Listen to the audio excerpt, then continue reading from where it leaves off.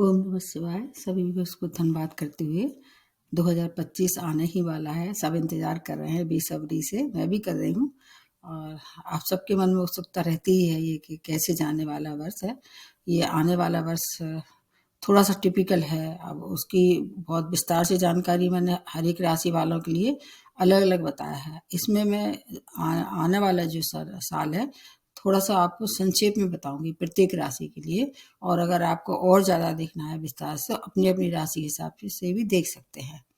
सबसे पहले आप सब लोगों को मेरी ओर से बहुत बहुत शुभकामनाएं। ईश्वर करे 2025 आप सबके लिए नई नई अवसर आए, हेल्थ अच्छी रहे, धन मान सम्मान, शादी विवाह, संतान, हर चीज़ के लिए, विदेशी यात्राएं, सबके लिए सुखद सूचना होगी। ये मेरा ऐसा मानना है कि कोई बस पूरी तरह से तो ना तो खराब होता है, ना पूरी तरह से सबके लिए अच्छा होता है।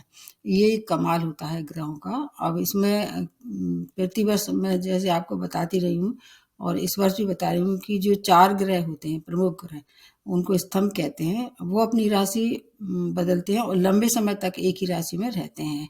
उसमें सबसे पहले जो अगर देखें तो मैं प्रेफर करती हूँ गुरु बृहस्पति को, क्योंकि एक तो नैसर्गिक रूप से शुभ ग्रह है और इस साल जो है वो उनका बहुत ज़्यादा मतलब गति का जो होगा बहुत, और राशि परिवर्तन लगातार पूरे वर्ष तक रहेंगे। मतलब अभी से ये 14 मई से अपनी राशि बदल के फिर ये अतिसारी गति से अगली राशि में प्रवेश करेंगे। वो पूरा डिटेल मैंने अलग अलग राशि के लिए दिया है। तो अभी जैसे मिथुन में प्रवेश कर जाएंगे 14 मई से, फिर उसके बाद ये अक्टूबर में मतलब तेज गति से अपनी गति को बहुत बढ़ा लेंगे और फिर वो अक्टूबर से लेके नवंबर के लगभग सेकंड वीक तक रहेंगे कर्क राशि में। और फिर उसके बाद फिर से बकरी होकर पुनः मिथुन राशि में आ जाएंगे दिसंबर में ही। उसके बाद फिर जो होगा उसको आपको दोबारा देखना होगा। इसमें मैं केवल इतना ही बता रही हूँ। अब आ जाते हैं लंबे समय तक रहने वाले दूसरे ग्रह जिनसे सब डरते हैं। हालांकि डरने की कोई बात नहीं है, क्योंकि शनि कर्म फल दाता है। अगर आप कर्म अच्छे रखते हैं तो आपको फल भी उसके अनुरूप मिलेगा, निश्चित, ये मान के चलिए। तो शनि क्या है, अभी कुंभ राशि में चल रहे हैं और ये 29 मार्च से अपनी राशि बदल के फिर मीन राशि में प्रवेश करेंगे और वो सबके लिए थोड़ा सा अलग होगा। इसमें क्या होगा कि 3 राशियां बहुत ज़्यादा सचेत रहने की आवश्यकता है। जैसे कि मेष राशि है, उन पे 7.5 ही लग जाएगा। सिंह राशि है, वो उन पे ढैया की शुरुआत हो जाएगी 29 मार्च से, और धनु राशि पे भी ढैया की शुरुआत हो जाएगी। और फिर जो मतलब जिनके लिए राहत वाली बात होगी वो होगी कर्क राशि, वृश्चिक राशि और मकर राशि। ये 29 मार्च के बाद ये अपने शनि के प्रकोप से को फ्री हो जाएंगे। अब उसमें एक बात और है कि 13 जुलाई से ये बकरी भी हो जाएंगे। इसमें उसका अभी नहीं बता रही हूँ, उसको आपको अलग से देखना चाहिए। राहु केतु के बारे में बता देते हैं। राहु मीन राशि में चल रहे हैं और केतु चल रहे हैं अभी कन्या राशि में। ये 18 मई से अपनी राशि बदल लेंगे, क्योंकि क्या है, ये 1.5 साल रहते हैं, मतलब 18 महीने इनका रहता है एक ही राशि में भ्रमण।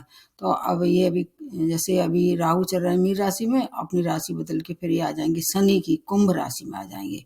और ठीक इसी तरह से केतु भी सिंह राशि में प्रवेश करेंगे कन्या से। तो उसमें कुछ लोगों को फायदा होगा। जैसे कि अभी मीन राशि में राहु चल रहे हैं तो मीन राशि वाले काफी खुश हो जाएंगे। ठीक इसी तरह से कन्या में अभी केतु चल रहे हैं तो वो भी खुश हो जाएंगे। तो इस तरह से उनको भी रिलीफ होगा। और इसके साथ साथ फिर सिंह राशि वाले दोहरी तरह से प्रताड़ित होंगे, क्योंकि उनकी राशि में केतु आ जाएंगे और केतु सूर्य बिल्कुल भी इनमें मित्रता नहीं है। अब शनि के लिए और राहु के लिए बहुत ज़्यादा नहीं कहा जा सकता है, क्योंकि एस्ट्रोलॉजी में शनि और राहु को लगभग एक सा ही गुणधर्म वाले मानते हैं। केतु जो है मंगल की तरह रहते हैं। तो अब मंगल का प्रभाव इस बार बहुत रहने वाला है। अब मैंने एक वीडियो बनाया है, उसके लिए भी देखना है। अभी भी मैं जो विस्तार से बना के दिया है उसमें बहुत स्पष्ट बताया है कि मंगल जो है वो लगभग 7 जून तक मार्गी बकरी होते रहेंगे। आपके जीवन को बहुत क्षेत्रों को प्रभावित करेंगे। विशेष तौर से प्रतिरोधक क्षमता है, भाई बहन से संबंध है, या मंगल से जो जुड़ी चीजें होती हैं, वैवाहिक संबंध है, उनमें बहुत सावधानी की जरूरत है। फिर 7 जून से जैसे ही अपने सिंह राशि मित्र की राशि में प्रवेश करेंगे, फिर आपको उस समय अलग बता दिया जाएगा। तो इसमें मतलब कुछ राशियों को बहुत सावधानी की आवश्यकता है।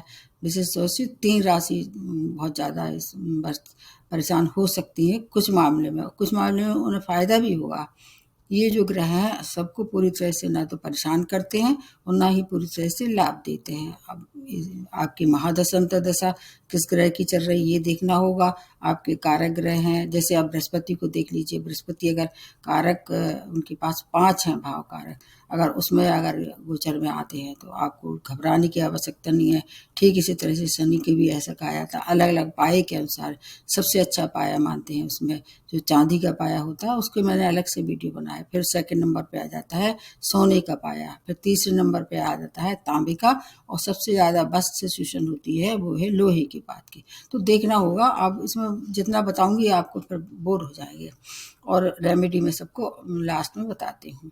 सबसे पहले प्रारंभ किया जाए मेष राशि से। आपको सबसे ज़्यादा परेशानी होगी वो भी कब, 29 मार्च के बाद। उस समय उसके पहले आपके लिए बहुत अच्छी स्थिति है हर तरह से।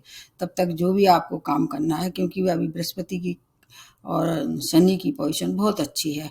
बृहस्पति अब जैसे आपके चल रहे हैं सेकंड भाव में, अभी तक उनकी राशि जैसी बदलेगी फिर दूसरी तरह से आपको प्रभावित कर देंगे। और जैसे 29 मार्च से आपके ऊपर 7.5 ही लगने वाली है। उस 29 मार्च के पहले आपको जो भी काम करना है, जैसे आपकी शिक्षा है, संतान है, वैवाहिक संबंध है, उनको कर लीजिए। लेकिन ऐसा नहीं है कि पूरी तरह से खराब होगा शनि आपके लिए, क्योंकि शनि फिर आ जाएंगे 12th हाउस में। तो विदेशों के लिए बहुत अच्छा है, व्यय होगा, घर में मांगलिक कार्य भी होंगे, उन पे व्यय हो सकता है।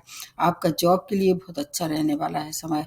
और उसके बाद है वो एक ऐसा चेंज होगा कैरियर में कि जो पॉजिटिव होगा, आपके एक यादगार साल बन के रह जाएगा। शनि क्या है, वैसे तो ये जॉब को लेके ज़्यादा इनकी मतलब देखी जाती है कि जॉब को ज़्यादा प्रभावित करते हैं। सेहत के लिए आपको थोड़ा सा ध्यान रखना पड़ेगा। आपका इस वर्ष अगर आप चाहें तो विवाह भी हो सकता है, वैवाहिक संबंधों में मधुरता आ सकती है। संतान प्राप्ति के लिए समय बहुत अच्छा है। आपके भाई बहन के संबंध मंगल के वजह से खराब होंगे, क्योंकि मंगल स्वामी राशि हैं और 7 जून तक वो आपको परेशान करेंगे। इधर ढैया का भी प्रभाव, सॉरी 7.5 का भी प्रभाव लग जाएगा। तो 2 तरह से आपको परेशानी होगी। स्वामी राशि अगर अच्छे होते हैं तो फिर काफ़ी राहत भी होगी, लेकिन आपके लिए ये बात 7 जून तक लागू नहीं होगी। मंगल की वजह से आपके रिश्ते खराब हो सकते हैं, आपकी हेल्थ खराब हो सकती है। इसके अलावा आपके अगर कोई ऐसा पहले से ही चल रहा था सेपरेशन जैसी स्थिति, तो उसका निर्माण हो सकता है। कुछ चीज़ों के लिए मंगल अच्छा रहेगा, जैसे अगर कोई कंपटीशन फेस कर रहे थे उसके लिए समय बहुत अच्छा है। अध्यात्म के लिए समय बहुत अच्छा है। अगर आप कोई कोर्ट केस में फंसे हुए थे तो वो समय अभी के लिए अच्छा है, बात के लिए फिर उतना अच्छा नहीं होगा। स्टूडेंट के लिए बहुत अच्छे योग बन रहे हैं, हायर एजुकेशन के लिए विदेश जाएंगे। जब राहु जब अपनी राशि बदल लेंगे तो आपको फिर विदेश पहुंचा सकते हैं, या जॉब की अगर संभावना थी तो जॉब भी पहुंचा सकते हैं। राहु हमेशा क्या है, घर से दूर जाके ग्रोथ देते हैं। और शनि भी इस समय फिर आपके उसमें आ जाएंगे, मतलब जैसे कि मीन राशि में आ जाएंगे तो एक्सचेंज हो जाएगा शनि का और किसका, राहु का, राशि का एक्सचेंज होगा। और आपकी ये जो भाव है प्रभावित होने से आपकी निर्णय क्षमता जो है वो थोड़ी सी वीक हो जाएगी। स्वामी राशि मंगल है तो निर्णय क्षमता अगर किसी से सलाह लेके अगर कोई काम करते हैं तो फिर कोई परेशानी नहीं होगी। ये मैंने शॉर्ट में बताया है। अब दूसरी जो राशि बनती है इसी तरह से शॉर्ट में बता रहे हैं, क्योंकि आपकी वृष राशि वाला पे ना तो अभी 7.5 ही है ना ढैया है, और आपके कारक ग्रह हैं वो अभी शनि है, और वो अभी मेहरबान है, क्योंकि अभी जहाँ चल रहे हैं आपके 11वें भाव में चल रहे हैं कुंभ राशि में। उसके बाद फिर आ जाएंगे अगले भाव में, 12th भाव में आ जाएंगे। ठीक इसी तरह से राहु आ जाएंगे आपके 11वें भाव में। तो ये 2 ग्रह जो है आपको पूरे वर्ष भर कुछ कुछ अच्छी सूचनाएं देते रहेंगे। अभी बृहस्पति की स्थिति देखें तो लग्न में है, तो लग्न का बृहस्पति बहुत अच्छा मानते हैं हर तरह से। हालांकि शुक्र से मित्रता नहीं है, लेकिन उनकी दृष्टियों का पूरा लाभ हो रहा होगा। अभी जो भी काम करना है, जैसे आपको अगर विवाह की इच्छुक हैं, विवाह के लिए अगर आप चाहें तो इस समय बाद बढ़ा सकते हैं और विवाह कर भी सकते हैं। संतान प्राप्ति के लिए समय अच्छा है। शेयर मार्केट के लिए समय बहुत अच्छा है, अभी जब तक कि 14 मई तक आपकी राशि में चल रहे हैं। उसके बाद फिर ये अपनी राशि बदल के आपके सेकंड भाव में आएंगे। वो भी समय बहुत अच्छा रहेगा, क्योंकि सेकंड हाउस उनका कारक है। तो आपके लिए फिर धन की प्राप्ति हुई। इधर आपको राहु भी मतलब 2 भाव ऐसे एक्टिवेट हो जाएंगे जो आर्थिक उन्नति के लिए बहुत अच्छा है। जहाँ आप हाथ डालेंगे वहाँ सोना, ऐसी स्थिति में ये पहुंचा देंगे धन को लेके। और आधे आधे वर्ष तक आपको लगभग मई तक पूरी तरह से बृहस्पति फेवर करेंगे, उसके बाद राहु और शनि फेवर करेंगे। लेकिन आपको कुछ चीज़ों के लिए ध्यान रखना होगा, जैसे आपकी ससुराल पक्ष से मनमुटाव हो सकता है। इस समय करियर के लिए अत्यंत श्रेष्ठ समय है। आप चाहें तो अभी भी करियर चेंज कर सकते हैं और बाद में भी कर सकते हैं, पूरे वर्ष है। माता पिता की हेल्थ इस दौरान खराब हो सकती है। बीच बीच में शुक्र की पोजीशन अगर गड़बड़ हो जाएगी, शुक्र नीचे राशि में आ जाएंगे, स्वामी राशि है ना आपके, तो वो देखना होगा। उस समय आपकी भी हेल्थ खराब हो सकती है। आपकी अगर संतान की कोई इच्छा थी तो अभी आप इसको पूरा कर लीजिए, और उस संतान की समस्याओं का हल भी मिलेगा। अगर कोई ऐसी अटकी हुई थी बात, तो वो अब निश्चित रूप से उसमें पूर्णता आएगी। मतलब अपने घर में जो बुजुर्ग रहते हैं उनका आशीर्वाद लें और मेडिटेशन करें, अध्यात्म से जुड़ के रहें, तो आपके लिए समय बहुत अच्छा है। और जीवन साथी से ईगो ना करें, आपस में तू तड़ाक ना करें। जो भी काम है आपस में बात करके निपटा लें सुलह समझौता से, तो आपके लिए समय ये बहुत अच्छा रहने वाला है। मतलब ये हर तरह से अच्छा रहेगा, धन से, मान से, सम्मान से। बस माता पिता की ओर थोड़ा सा ज़्यादा ध्यान दें।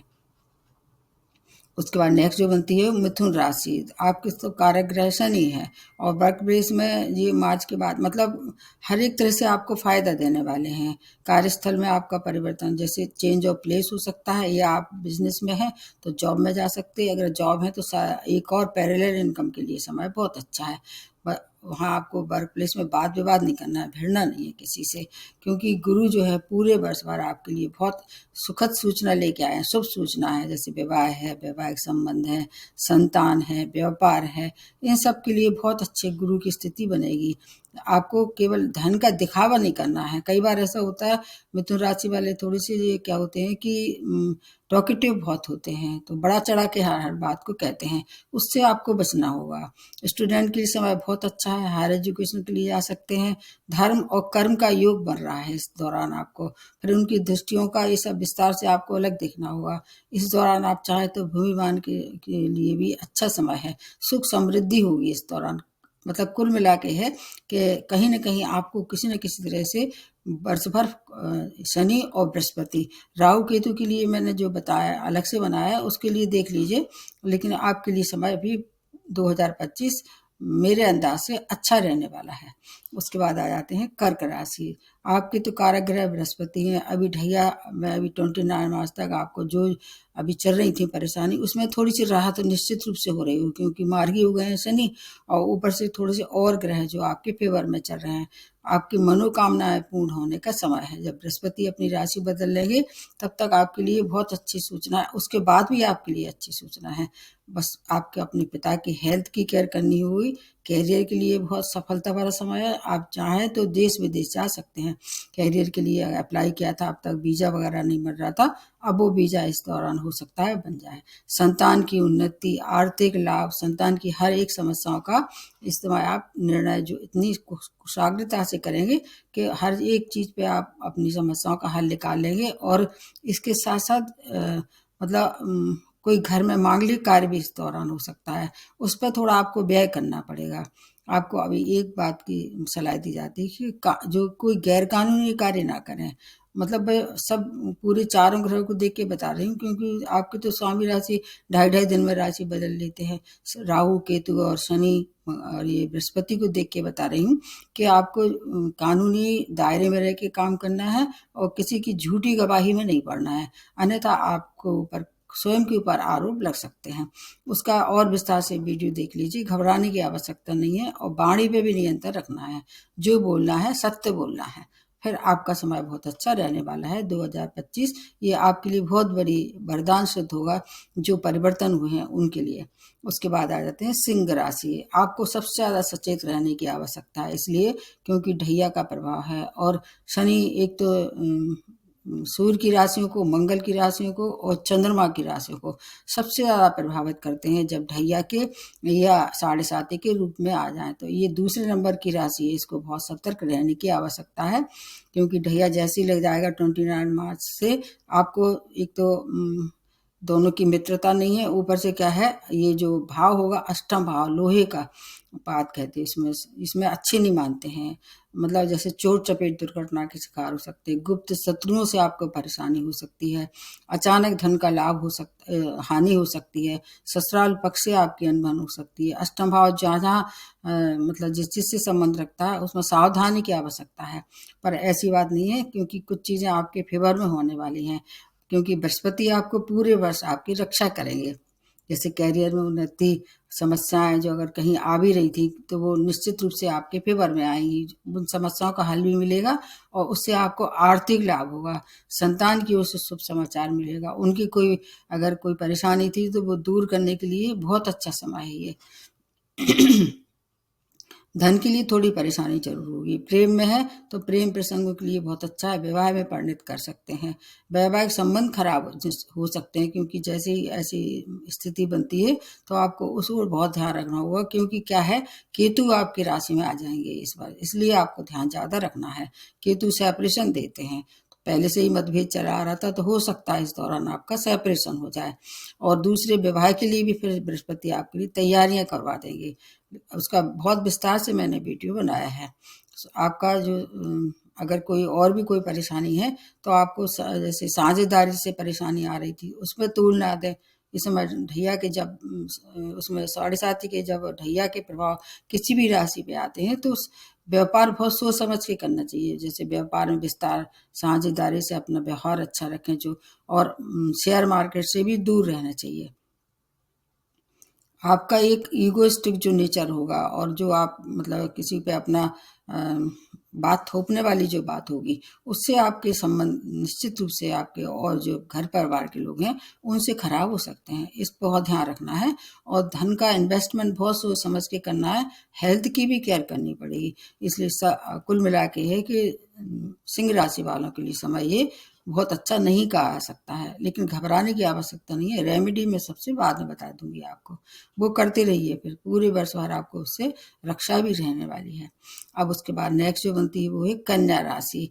आपकी बुद्ध की राशि है, तो आपको फेवर कौन करेंगे, शनि करेंगे, क्योंकि बुध और बृहस्पति बहुत अच्छे नहीं है। लेकिन आपके स्वामी राशि की स्थिति भी जो मैं बनाती हूँ उसके फालतू में नहीं, मैं अपनी एनर्जी और समय नहीं देती हूँ, उसका कुछ मतलब होता है। तो बुद्ध की पोजीशन भी जब जब चेंज होगी उसका प्रभाव भी होगा।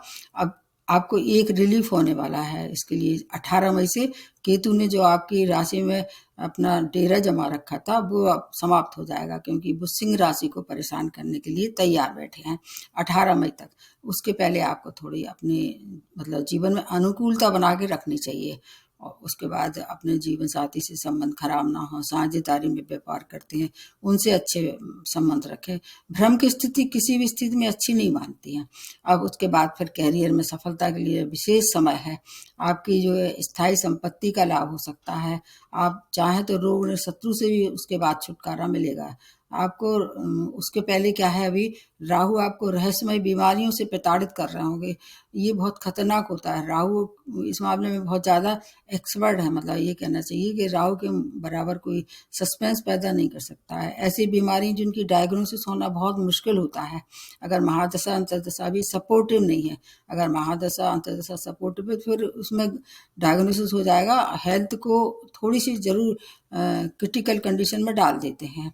शनि आपकी बहुत रक्षा करेंगे। उपचार करना है, उपचार नहीं किए तो फिर गंभीरता का हो सकता है, गंभीरता का सामना बीमारी लेके करना पड़े। धार्मिक स्थलों में जाएं आप, धर्म घर में मतलब धर्म कर्म में रुचि बढ़ाएं, अध्यात्म में रुचि बढ़ाएं और घर में धार्मिक आयोजन करें। और कुछ नहीं है तो गणेश जी की उपासना तो कर ही सकते हैं। इतना तो करने से आपकी जो है अगर है भी परेशानी उनसे आपको निकलने का रास्ता मिलेगा। कन्या राशि वालों को काफी राहत होने वाली है जैसे केतु वहां से निकल जाएंगे। अब उसके बाद आ जाते हैं तुला राशि। आपके एक तो लिए कारक हैं शनि।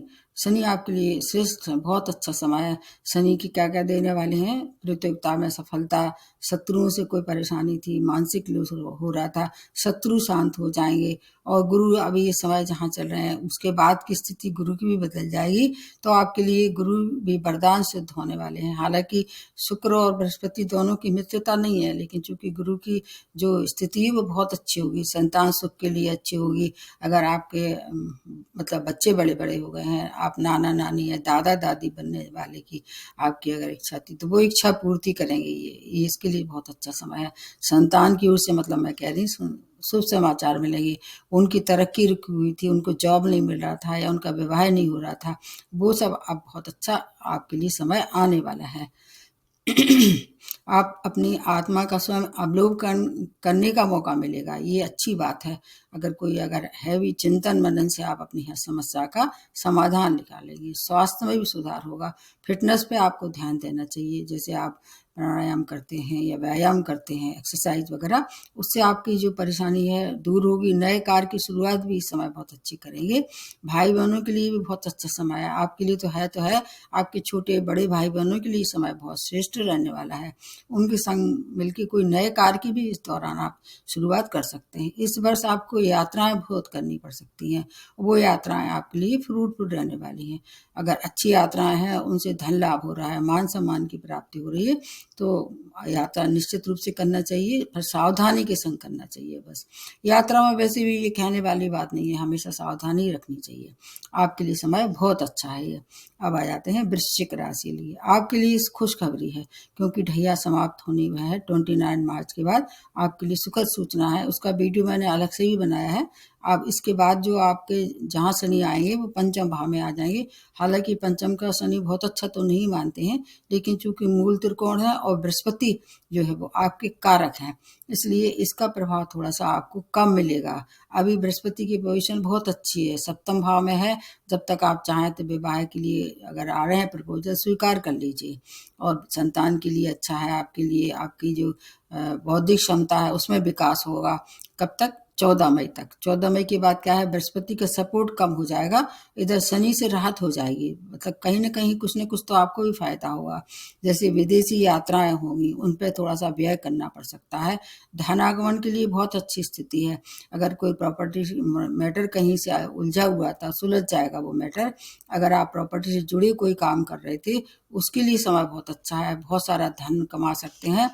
अगर हेल्थ में अगर ईएनटी जैसी कोई प्रॉब्लम पहले से ही थी, उस पर आपको विचार करना चाहिए। उसका इलाज कराएंगे तो इलाज तो मिलेगा, ऋण से मुक्त करा देंगे। ये माता की हेल्थ में कोई परेशानी थी, उसमें भी आपका सुधार होगा। और रेजिडेंस बदल सकते हैं। आपके लिए कैरियर के लिए समय बहुत अच्छा है।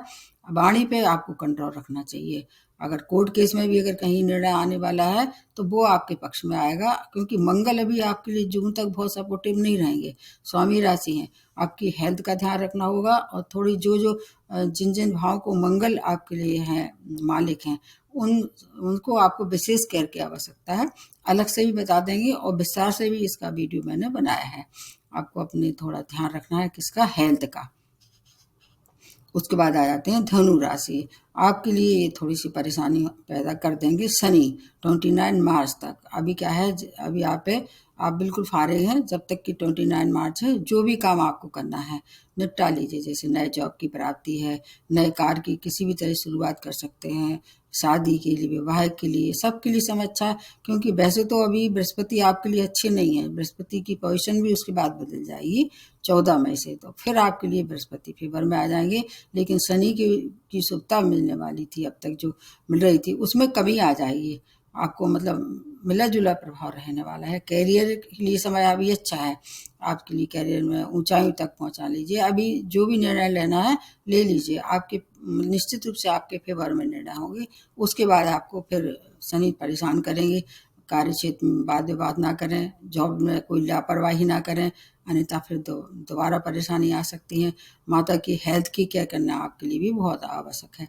मामा पक्ष से आपकी तुम तड़क हो सकती है, उनसे आपके संबंध बिगड़ सकते हैं, उसका बहुत ध्यान रखना होगा। अपनी जो बुद्धि है उसको सही मार्ग पे लगाना है। बस शनि आपके लिए इतना सा जरूर भ्रम पैदा करते रहेंगे। राहु की भी स्थिति बीच बीच में आपको परेशान करेगी। यात्राएं आपके लिए लाभप्रद रहने वाली हैं। राहु केतु की जो है शुभता आपको निश्चित रूप से मिलेगी। आपको अध्यात्म में उन्नति के लिए ये समय बहुत अच्छा है। आप चाहे मेडिटेशन करते हैं, ये तो अच्छी बात है, और उसमें उपलब्धियां हो सकती, ग्रोथ हो सकती है। आय के लिए बहुत अच्छा है, धन की कोई परेशानी नहीं होगी। शनि आपको धन तो देंगे, बृहस्पति जो है अभी जो है उसके बाद की स्थिति आपके लिए बहुत अच्छी है। साझेदारी में भी व्यापार की शुरुआत कर सकते हैं। मतलब और जो लंबे से देखना है, बहुत विस्तार से देखना है, तो मेरा और जो अलग अलग राशि वाला वीडियो उसको देखिए। बीच बीच में जो परिवर्तन होंगे उनके लिए भी देखते रहिए। उसके बाद आ जाते हैं मकर राशि। अब आपके लिए खुशखबरी है, आपने तो पहले ही बहुत हमको भी बहुत खुश कर दिया है। बहुत अच्छा आपका रिस्पांस था, उसके लिए बहुत साहे दिल से धन्यवाद करते हुए अब जो 29 मार्च के बाद जो स्थिति बन रही है बहुत अच्छी है। मतलब शनि के हिसाब से अभी भी खराब नहीं थी, और शनि के हिसाब से इस और अच्छी हो जाएगी। लेकिन गुरु जो है वो अभी आपके पंचम भाव में 14 मई तक चल रहे हैं। उनकी शुभता आपको कम मिलेगी, क्योंकि फिर वो 6 भाव में आ जाएंगे। फिर आप उस अभी 14 मई तक जैसे विवाह के इच्छुक लोगों के लिए समय बहुत अच्छा है, प्रेम विवाह के लिए अच्छा है, संतान सुख के लिए अच्छा है। बौद्धिक क्षमता है आपकी जो इस तरह ऊंचाई तक पहुंच रही होगी, और आगे भी फिर बौद्धिक क्षमता रहेगी। उसमें ऐसा कुछ नहीं है कि बहुत कुछ खराब हो जाएगा। अब आपके जीवन के सुख साधन उसमें वृद्धि होगी, क्योंकि जैसे तीसरे भाव में शनि आ जाएगा तो फिर शनि का कारक भाव है, शनि सपोर्ट करेंगे। लेकिन बृहस्पति की शुभता से आपको वंचित रहना पड़ेगा, उतने अच्छे नहीं मिलेंगे। क्योंकि तीसरे भाव का शनि पुरुषार्थ बहुत कराता है, मेहनत बहुत करा देता है। संघर्ष और मेहनत के बाद आपको हर चीज की प्राप्ति होगी। हो सकता है इस दौरान कोई चेंज ऑफ प्लेस हो, तीसरे भाव से चेंज ऑफ प्लेस भी देखते हैं। तो जो अगर पहले से कोशिश कर रहे थे, अब तक सफलता नहीं मिल रही थी, शनि कराने के लिए तैयार हैं। आप चाहें तो अच्छी जगह आपका कहीं स्थान परिवर्तन हो सकता है। आप थोड़ा पेट के रोगी हैं, उनको पर सावधानी रखनी पड़ेगी। बृहस्पति क्या है, पेट के रोग देते हैं। ओबेसिटी जो मोटापा है, उससे भी परेशानी हो सकती है, कि चेस्ट से संबंधित प्रॉब्लम हो सकती है। बीच बीच में कैरियर के लिए बहुत अच्छा समय है। आपको खाने पीने का ध्यान रखना होगा, वाणी पे ध्यान रखना होगा। धनागमन के लिए बहुत अच्छा समय है, लेकिन ड्राइविंग करते हैं सावधानी रखें। आपके लिए एक और खुशखबरी है, अध्यात्म में जुड़ के अगर कोई काम कर रहे थे अब तक, स्पिरिचुअलिटी जिसको कह सकते हैं, उसके लिए समय बहुत श्रेष्ठ रहने वाला है। इसमें क्या होगा, शनि भी बीच में अपना नक्षत्र बदल लेंगे। अभी जैसे ही 27 दिसंबर आएगा, उसमें शनि जो है वो अपना नक्षत्र बदल के गुरु के नक्षत्र में आ जाएंगे, बहुत प्रबल हो जाएंगे दोनों ही ग्रह। इसलिए अध्यात्म के लिए, मेडिटेशन के लिए समय बहुत श्रेष्ठ है। विदेश जाने के लिए बहुत अच्छा समय है। व्यय भी इस पर आप करना पड़ सकता है, तो व्यय अच्छे काम में करना आपके लिए कोई हानिकारक नहीं है। बहुत अच्छा समय है कैरियर के लिए। उसके बाद नेक्स्ट जो बनती है वो है कुंभ राशि। कुंभ राशि पे अभी 7.5 के द्वितीय चरण है, फिर 29 मार्च से तृतीय चरण। तो अभी की स्थिति लग्न में चल रहे हैं, उसके बाद की स्थिति आपके दूसरे भाव में आ जाएंगे। शनि आपके लिए हर तरह से फेवरेबल रहने वाले हैं। दूसरा भाव उनका कारक तो नहीं है, लेकिन ये पाद के हिसाब से ये आ जाता है चांदी के पाए पे, तो बहुत अच्छा है, सबसे अच्छा रहता है चांदी का पाया। और उसके बाद गुरु की शुभता भी जैसी मिल रही वैसे ही रहने वाली है। भाग्य का पूरा साथ रहने वाला है। इस कुंभ राशि इस मामले में बहुत लकी राशि है। भाग्य पूरी तरह से आपके साथ रहेगा।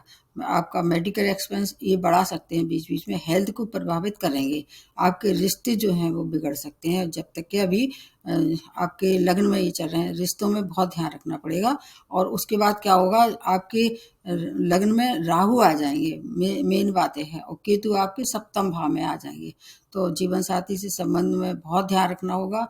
विच्छेद ना होने की पूरी आपको कोशिश करना चाहिए। उनसे एडजस्टमेंट करके आपको अपना कर सकते हैं, तो काम निकालना चाहिए।